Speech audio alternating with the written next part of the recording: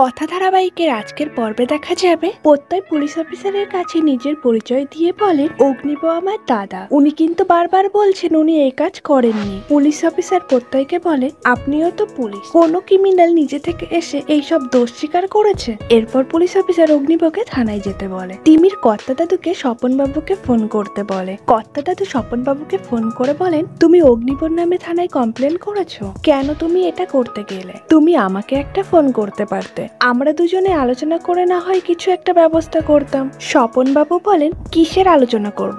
এছাড়া আমার কাছে অন্য কোনো উপায় ছিল কি? তুমি আমার বন্ধু ঠিকই, এই ঘটনার পর হয়তো তুমি আমাকে ভুল বুঝবে। অগ্নিব যা করেছে তাতে এটা অগ্নিবর পাওয়ার ছিল। ম্যান্ডি শশীবাবুর কাছ থেকে ফোন নিয়ে স্বপন বাবুকে বলে দাদান এটা তুমি কি করলে? আমি কি তোমাকে বলেছি এইসব করতে?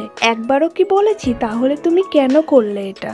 এবি হয়তো কোনো কারণে মনে করতে পারছে না, সেই জন্য অস্বীকার করছে।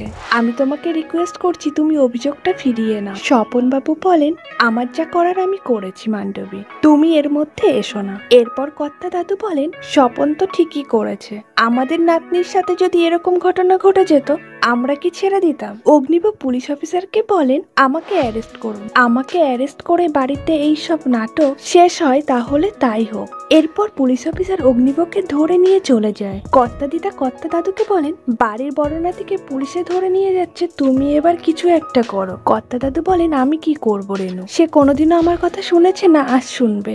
আমি ছাড়াতে গেলেই বলবে না আমি লকআপেই থাকবো। কথা বলে আমিও যাব, কর্তা দাদু আমাকে দয়া করে অনুমতি দিন। চিত্রা ম্যান্ডিকে বলে খেলাটা কিন্তু হাতের বাইরে বেরিয়ে যাচ্ছে, আমার নাম যদি এই বাড়িতে কেউ জানতে পারে তাহলে কিন্তু তুমিও বাঁচবে না, কথাটা কিন্তু মাথায় রেখো। ম্যান্ডি প্রচন্ড টেনশনে পড়ে যায়। ম্যান্ডি চিত্রাকে বলে এরপরে এভি আমাকে একদমই সহ্য করতে পারবে না। চিত্রা বলে করবে না আর করা উচিত নয়, একটা কাজে যদি তোমার দ্বারাই হয়। আমি জানতাম আমরা ধরা পড়বো। যাই হোক তুমি তোমার দাদানকে ফোন করে জিজ্ঞেস করো উনি এরকম একটা কাজ করলেন কেন।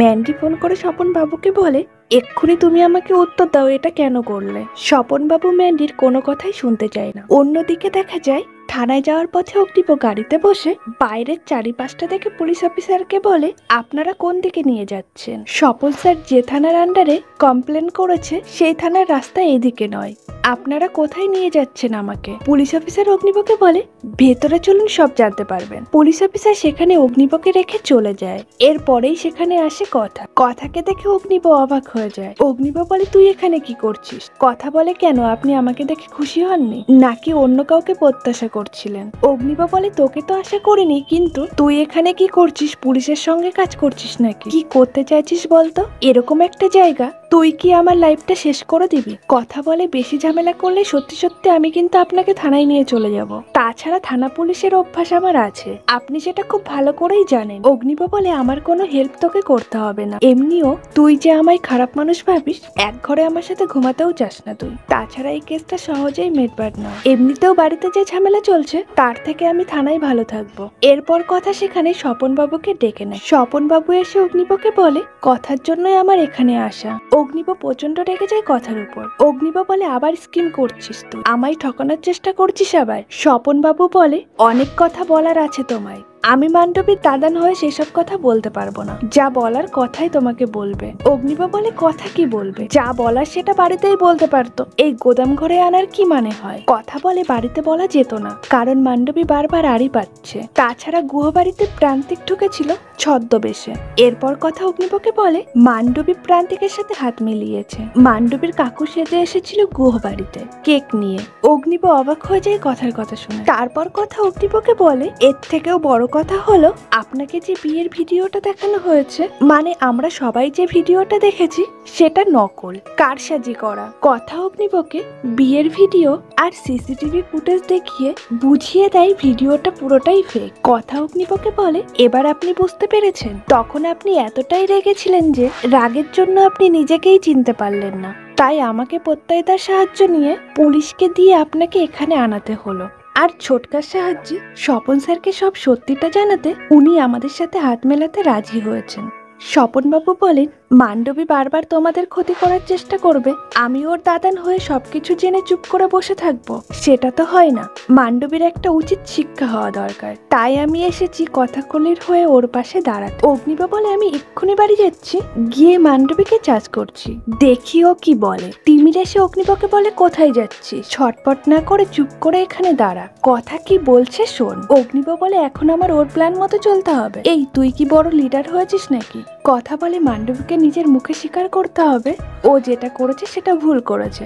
অগ্নিবা বলে, বুঝলাম, আগে আমাকে প্ল্যানটা শুনতে হবে, তারপরে সিদ্ধান্ত নেব আমি এর মধ্যে থাকবো কিনা। কথা বলে, আমি কোনো ছেলে মানুষকে আমার ফোন দিয়ে বলি না, আগে আমাকে বিশ্বাস করতে হবে, তারপর আপনি নিজেই সবটা বুঝতে পারবেন। কথা মনে মনে বলতে থাকে, এটাও একটা পরীক্ষাই, আমায় জানতেই হবে আপনার জীবনে আমার কতটা জায়গা আছে, আদৌ আছে কিনা। বারবার আমার উপরে রাগ করে উনি বোকামি করে ফেলতে পারেন না। অগ্নিবা মনে মনে বলতে থাকে, গোবর দেবী সেই নির্দোষ আমাকে প্রমাণ করেই ছাড়লো, মেয়েটা সত্যিই আমার ভালো চাই, খালি একটু জেদি, এজেন্টের এজেন্ট, এছাড়া মেয়েটা সত্যিই ভালো। সকাল হতেই সবাই অগ্নিবকে নিয়ে বাড়ি ফিরে আসে। অগ্নিবকে দেখে সবাই খুশি হয়ে যায়। কর্তা দাদু কথার প্রশংসা করতে থাকে। চিত্রা ম্যান্ডিকে বলে, ভালো করে দেখো, কথা সারা রাত থানায় জেগে অগ্নিকে ফিরিয়ে নিয়ে এসেছে, কিন্তু আসল কেন্দ্রবিন্দু তো তোমার হওয়ার কথা, ও হিরোইন হয়ে যাচ্ছে, তুমি যাও নাটক করে সবার অ্যাটেনশন পাও। এরপর ম্যান্ডি ছুটে যায় অগ্নিবর কাছে। ম্যান্ডির নাটক দেখে অগ্নিব বিরক্ত হয়ে সেখান থেকে চলে যেতেই ম্যান্ডি চিৎকার করে বলতে থাকে, আমার কি কপাল দেখো তোমরা, এবি আমাকে বিয়ে করে অস্বীকার করছে। এরপর ম্যান্ডি অজ্ঞান হয়ে যায়। অগ্নিব আরো বেশি রেগে যায় ম্যান্ডির উপর। কথা এক বালতি জল এনে ম্যান্ডির গায়ে ঢেলে দেয়। চিত্রা কথাকে বলে, কথা এটা কি করলে, মেয়েটার শরীর খারাপ, তার মধ্যে তুমি গায়ের মধ্যে জল ঢেলে দিলে যাতে আরো শরীরটা খারাপ হয়। কথা বলে, তুমি আমাকে ভুল বুঝছো, ওর ভালোর জন্যই আমি করেছি এটা, আমি পুদিনা পাতার জল ঢেলেছি যাতে ওর শরীর মন ঠান্ডা থাকে, ওর ভালোর জন্যই জল ঢেলেছি। এরপর কথা ডুগডুগি বাজিয়ে বলে, আজ আমি সবার সামনে একটা ঘোষণা করতে চাই, আমি আবার আমার বরের বিয়ে দেব। ম্যান্ডিকে বলে, তোর সাথে। কথার কথা শুনে কর্তা দাদু বলেন, রেনু সুখে দুঃখে মেয়েটার মাথাটাই খারাপ হয়ে গেছে, এইসব কি বলছে ও, আমি থাকতে এইসব হতে দেব না। কথা কর্তা দাদুকে বলে, আমি প্রথম দিন আপনাকে কথা দিয়েছিলাম যে এই বাড়ি ছেড়ে কোনো পরিস্থিতিতেই আমি চলে যাব না, কিন্তু কোনো কিছুই তো আর জোর করে হয় না, তাই আপনি আর আমাকে এই বিয়ের বন্ধনে আটকাবেন না, আমি চাই শুধু আপনি আমার পাশে থাকুন। আর আমি যখন কথা দিয়েছি তখন আমি ওনাদের দুজনের বিয়েটা সমস্ত নিয়ম মেনেই দেব। কথার কথা শুনে চিত্রা মনে মনে বলতে থাকে, কথার কি মাথা খারাপ হয়ে গেল নাকি, নিশ্চয়ই কথা অন্য কোনো চাল চালতে চাইছে, না হলে এরকম কাজ কোনো বউ করে নাকি। বিয়ের কথা শুনে ম্যান্ডি প্রচন্ড খুশি হয়ে যায়। অগ্নিব কথাকে ডেকে বলে, কি করছিস তুই, তুই নিজেই তো মান্ডবীর আসল রূপটা ফাঁস করলি। কথা বলে, আপনি সব ব্যাপারে এত চাপ নেন কেন বলুন তো, এবার আমরা দুজন মিলেই তাণ্ডব বন্ধ করব, এবার শুধু আপনি আমার হাতে হ্যাঁ মিলিয়ে যাবেন। ভ্রান্তি কায়দা কানুনকে বলে, এটাও তাহলে কথার প্ল্যানের মধ্যেই। অ্যানি বলে, সে তো ঠিক আছে, বিগ ব্রো আবার ফেসে যাবে না তো। প্রিয়া বলে, জানি না, ও তো বিয়ে দেওয়ার ব্যাপারে পুরো ফেল, নিজের বিয়েটাও আটকাতে পারিনি, আর আমার বিয়েটা তো। চিত্রা কথাকে বলে, তুমি যে কথাগুলো বললে এই মাত্র সেগুলো ভেবে বলেছো তো। কর্তা দাদু তিমিরকে বলে, তুমি তো ওর বন্ধুর মতো, ওকে বোঝাও। তিমির বলে, আমি কি বলবো, কারোর ব্যক্তিগত মতামতে তো আমি ঢুকতে পারি না। কর্তা দাদু বলেন, সব হয়েছে এই পালের গোদার জন্য। এরপর তিনি সেখান থেকে চলে যান। কথা অগ্নিপকে বলে, আপনি এই খেলায় আমার সাথে আছেন তো, মান্ডবীর মুখোশ খোলার খেলায়। ভিডিওটি ভালো লাগলে অবশ্যই লাইক, কমেন্ট, শেয়ার করবেন। ডেইলি নিত্য নতুন ভিডিও পেতে ছায়াছবির জগৎ চ্যানেলটিকে সাবস্ক্রাইব করতে ভুলবেন না।